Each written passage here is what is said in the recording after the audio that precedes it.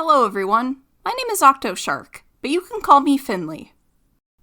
I am continuing to draw more Mystic Mayhem characters.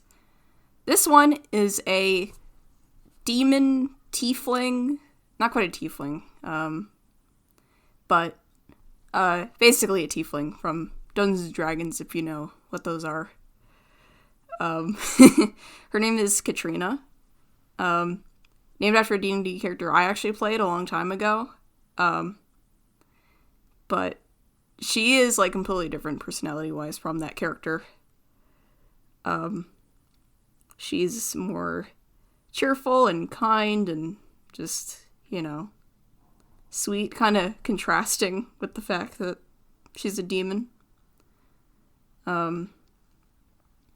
Raised in, this world's equivalent to hell.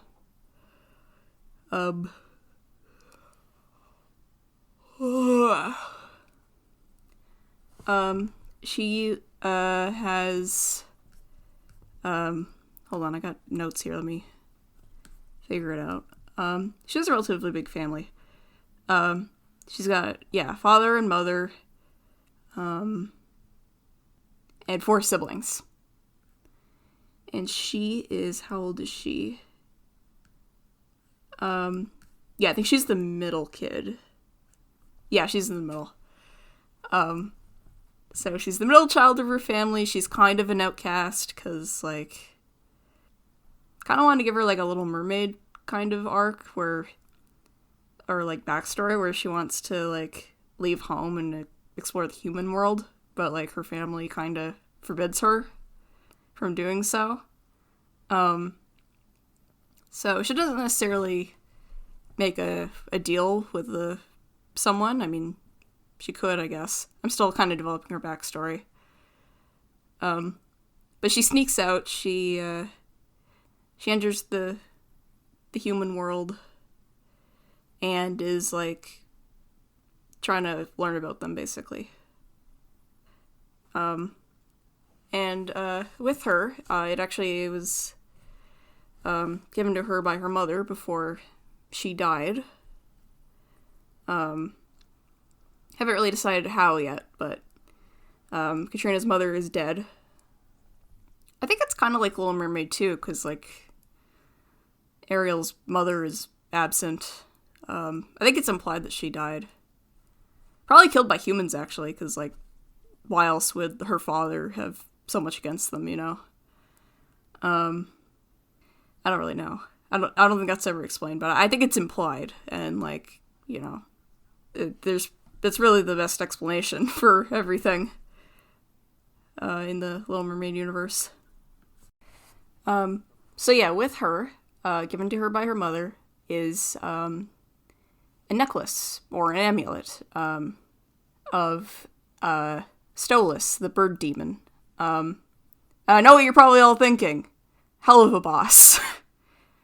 I can just imagine your brains went to that immediately. No, he is not named after Stolas from Hell of a Boss. He is named after Stolas, the actual demon from, the Book of Demons or something. Whatever that's called. That is his name origin, not an animated show about demons. I mean, I have nothing against it. I haven't watched it, but I've seen, clips, and I've seen stuff related to the characters. I still don't know a whole lot about it. I'm trying to keep away from it, as many spoilers as I can to, in case I do finally watch it one day. It's I want to, but I keep putting it off, because I'm just busy making videos, and, just going through life and stuff, but I will. But Stolas, the original demon, in, some sort of folklore, I don't know which one exactly, but, traditionally, I think this goes for Hell of a Boss as well, he is depicted as an owl, but, even the photo you find of him in, the book, it's, he's an owl with, really long legs and a crown, and I'm pretty sure he's an owl in Hell of a Boss as well. Which is cool. I love owls. But I wanted to take a different spin on it. I was like, instead, because it shows this in his description as well, I was like, instead of an owl, how about a raven? Because it says he is sometimes depicted as an owl. Or as a raven. Traditionally, he's an owl, but other times he is also a raven. So, why not? And it's a cool name. Stolas. And if you read about him as well, this is completely not related to the Hell of a Boss lore. It's, like, completely different. In fact, I think my version is much better. Even though I know very little about the Hell of a Boss one. Well, no, I know enough. I know that it's very different. I'm trying to remember what it was exactly. But Stolas, basically, he's portrayed as, like, wise. Kind of knowing, like, stuff about the universe. So I think, in this case, with Katrina, he is, like, a kind of a wise spirit that kind of guides her. Kind of weird putting it that way, because, like, in his physical form, he's just, like, a regular raven.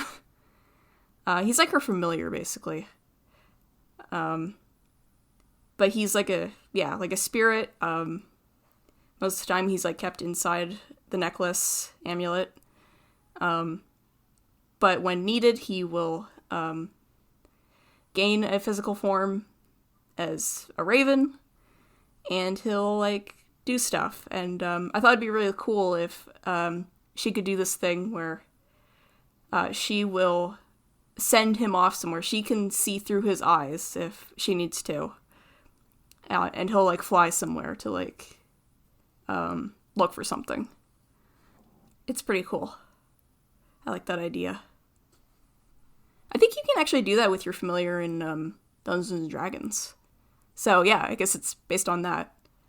And I think it'd be fun to play her as a D&D character. I kind of thought about doing that, actually, like turning the characters in this show into D&D characters. Because this show kind of is based on D&D. Because I really like it. I haven't played too much of it. I've played, like, a couple, like, small games in the past. That was really it. I haven't really played, like a big formal kind of game with, like, a group of friends. The ones I played, like, they were just, like, a class that you could sign up for, or, like, not so much a class, just, like, sessions, that you could just play and just have kind of a short adventure. Those were still fun, but I haven't really experienced, like, full-on D&D with, like, people I know, and it hasn't gone on for too long.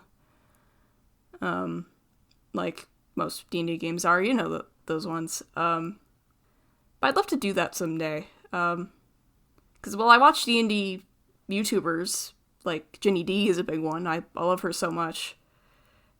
And, like, she has inspired me quite a bit, with stuff.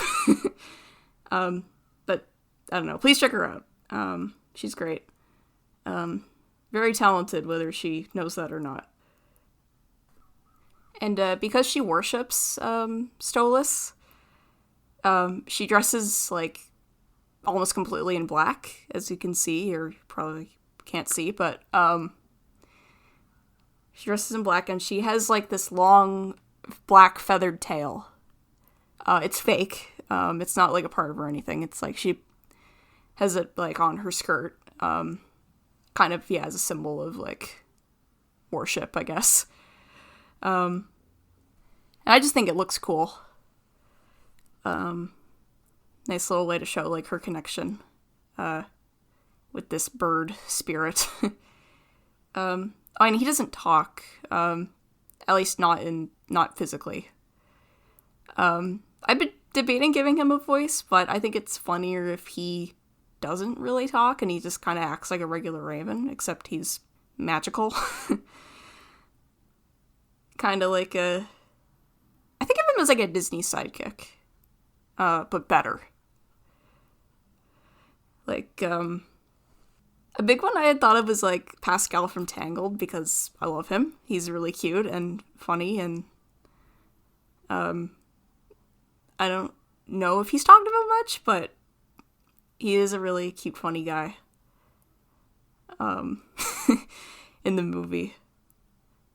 I remember always liking him as a kid. Like, he was just adorable and so goofy. Yeah, I don't know who else I could compare him to. Like, Mushu from Mulan, I guess, if I decide to make him talk or, like, have moments where he talks. Because that would be funny, too. Yeah, I want to make him, like, the funny sidekicks. Because those stand out. So, remember to like, comment, subscribe, etc., and I'll see you next time.